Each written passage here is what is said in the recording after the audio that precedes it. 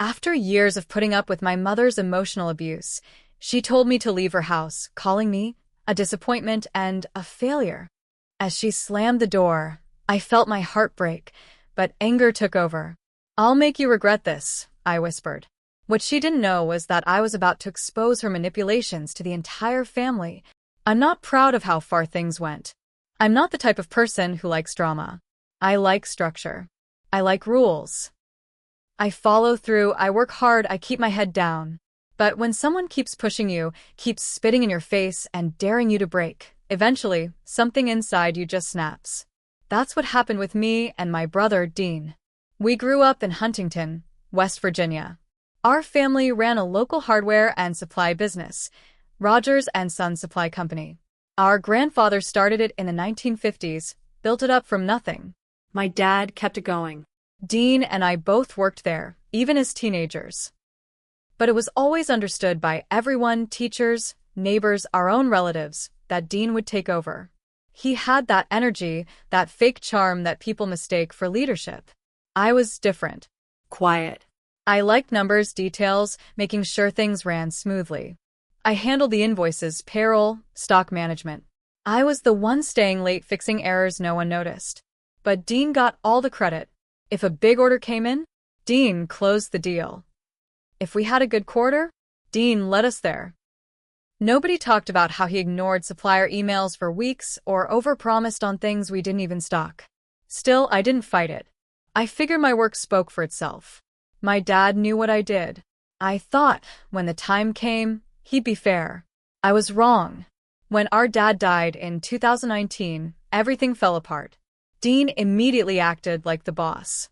Started driving Dad's truck, sitting in his office chair, changing the dress code, barking orders. There was no meeting, no plan. Just him saying, "This is what Dad would have wanted." And me? I kept working. I stayed quiet. I thought maybe he needed time to adjust, maybe the grief was messing with his head. I even covered for him when he forgot to pay our cleaning service for 3 months. But then things got worse. One of our longest clients, Mike, a contractor who'd been with us for 12 years, called me and asked, "Hey, are you okay? I heard you got in some trouble." I said, "What kind of trouble?" He said Dean told him I'd been dipping into the company funds to pay off gambling debts. I haven't touched a casino in my life. I don't even play fantasy football. I laughed it off, said it was a misunderstanding. But it stuck with me. Then I heard from someone at the bank. Dean had tried to take out a loan under both our names. He forged my signature. They flagged it and shut it down but didn't report it. After that, I started digging. I checked our business email logs. Dean had been emailing vendors using my name, then ignoring the follow-ups. I looked at our books. He'd been withdrawing cash from the company account for months, labeling them as marketing or equipment upgrades, but there were no receipts. No records. Then it hit me, he wasn't just trying to push me out. He was trying to ruin me. Financially, professionally, personally. I found out my ex-fiancée, Jess, had left me because of Dean. She never gave me a real reason, just packed up and left.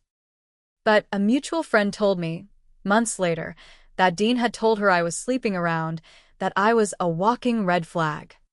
He'd always flirted with her at holidays. I guess she finally believed him. I confronted him late one night at the store. It was after hours. We were the only ones there.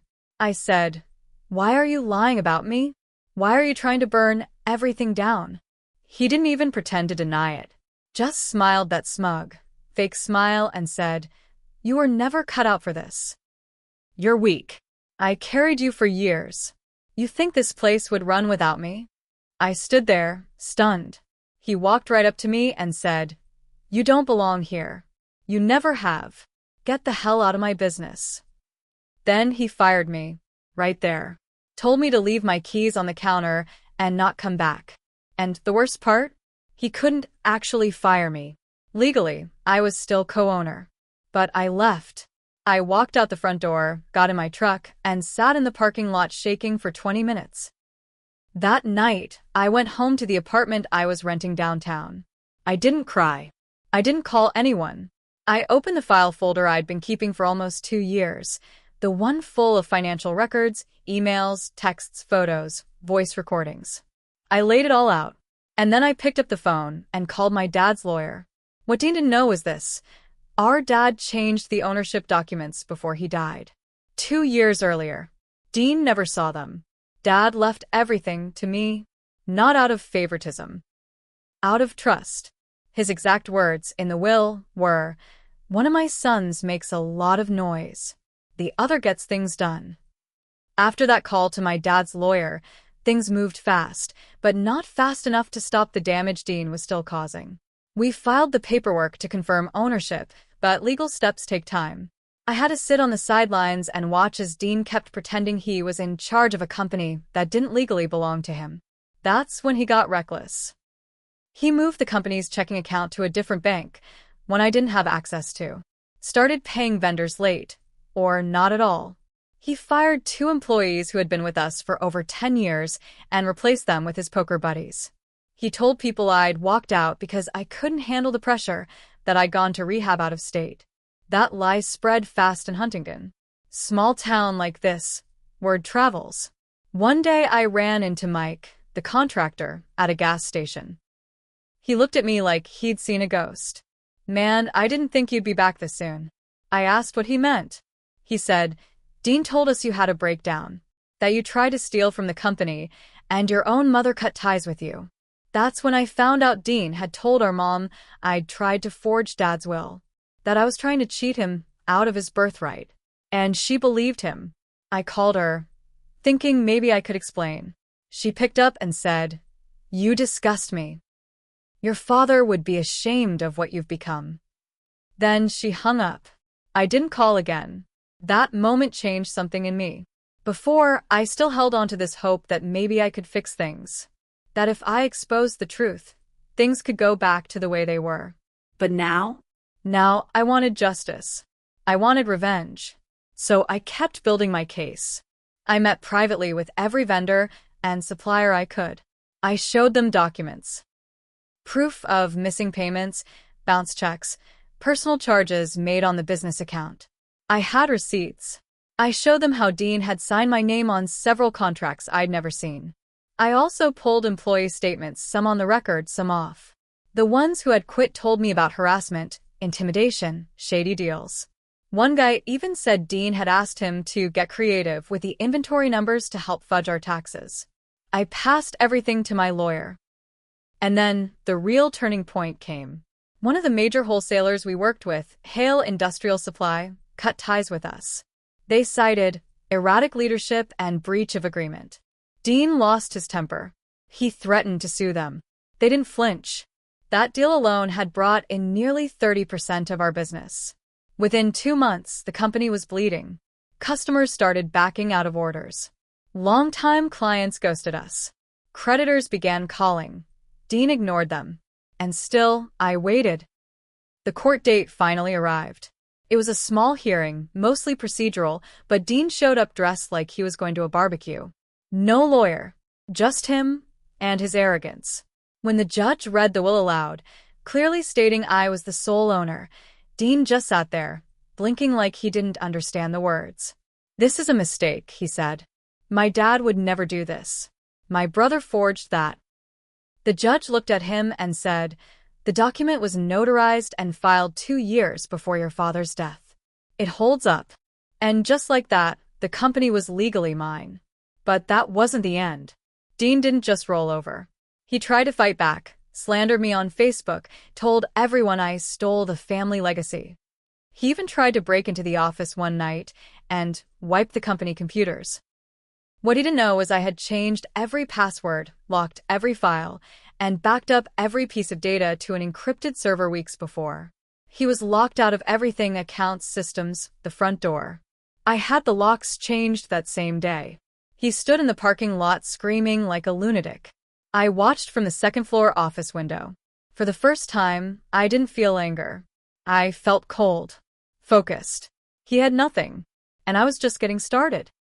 After the locks were changed and the company was legally in my name, I thought that would be the end of it. But I underestimated just how far Dean would go to drag me down. He wasn't done, not even close. A few days after I took over officially, I got a call from a number I didn't recognize. It was someone from the IRS.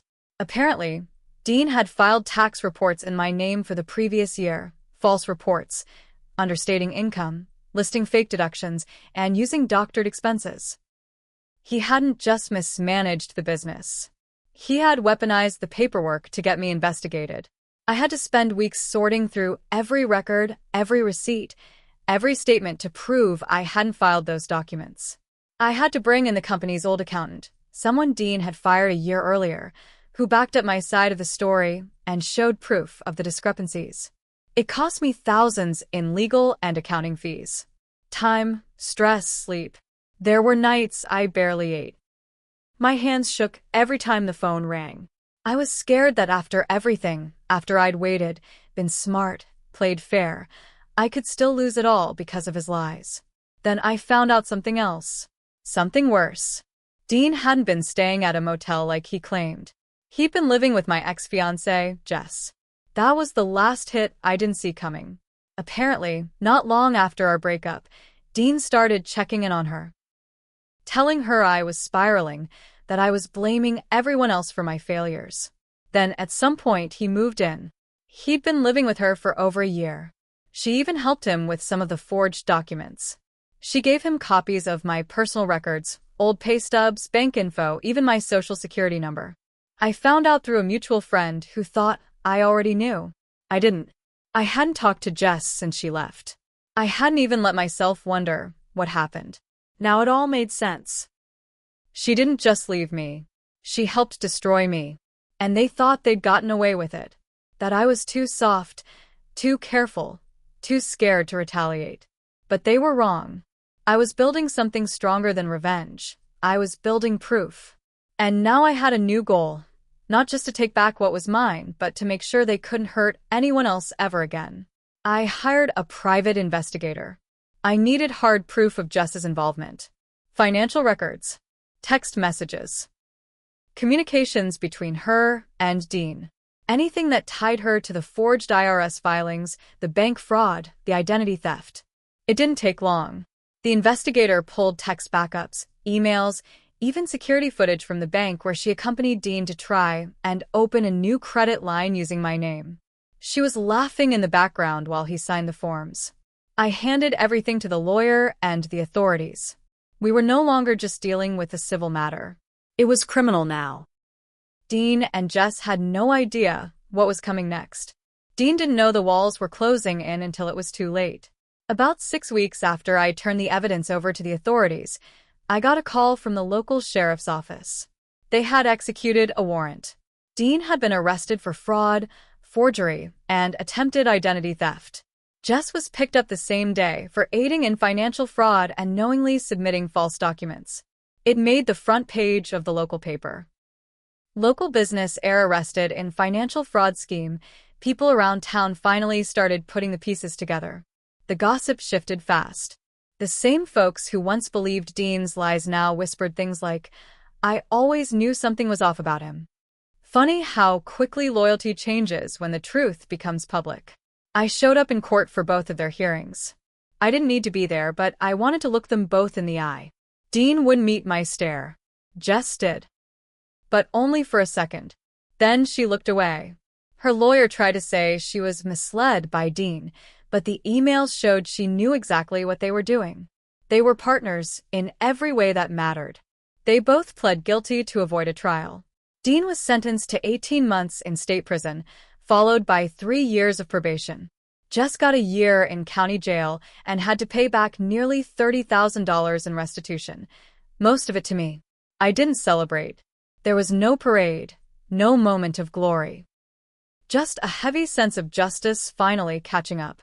The company, Rogers & Sons, needed rebuilding. The damage Dean did in those 2 years ran deep. I spent months fixing our vendor relationships, rehiring good staff, cleaning up the books. I kept things quiet, steady, just like I always had. But the biggest change came when I decided to change the name of the business. I had the sign taken down. No more Rogers & Sons. I renamed it Rogers Supply and Trade, and under it, I added a new tagline. built by those who show up. I didn't do it for the public. I did it for me. People started showing respect, not out of pity, but because they saw I kept the place alive when everyone else abandoned it. The same clients who'd once believed Dean's stories now came back and shook my hand. Some even apologized. As for my mother, she never called. Not once. I left that door closed. Maybe for good. There was one more thing, though. I had saved every single lie Dean ever wrote about me. I printed them, emails, texts, all of it, and placed them in a folder labeled, "You'll never have a place here." That's what he told me the night he kicked me out. I keep that folder in my office drawer. Some days, I forget it's there. Other days, I pull it out, open it, and remember exactly why I do what I do.